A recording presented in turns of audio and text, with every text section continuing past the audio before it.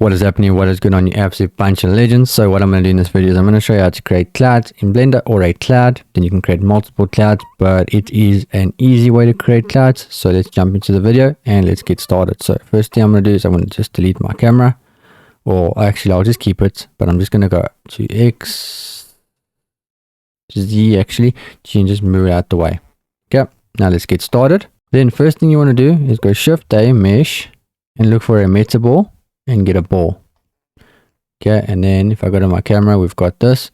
Now what you want to do, is go Shift D to duplicate it, and that's basically going to create different kind of meta balls. So you can go there, Shift D, bring it like this, Shift D, and we want to create almost like a cloud kind of structure. Shift D, and you've got something like this now. And we can just go here, Shift D, bring it like this, Shift D, bring it forward.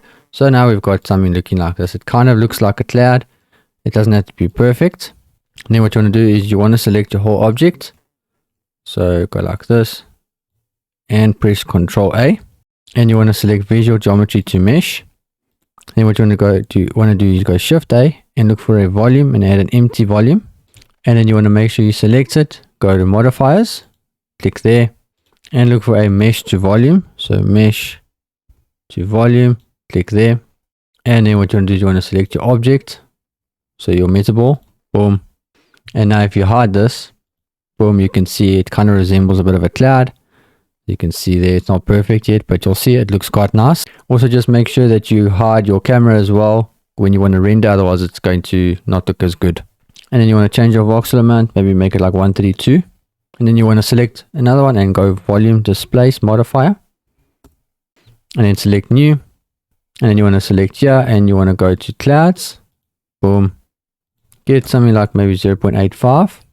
Change the depth to 3. And then go back here.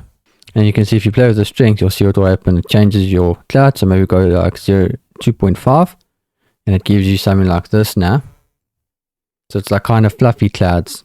Now what you want to do is you want to get some light in the scene. So click here, go to asset browser. Well, you can add an HDRI any way you want.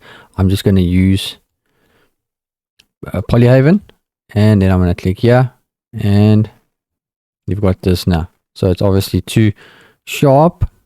And then what you can do is you can maybe make this like 1, and you can see it brings the strength down, and the density we can bring up to like 5.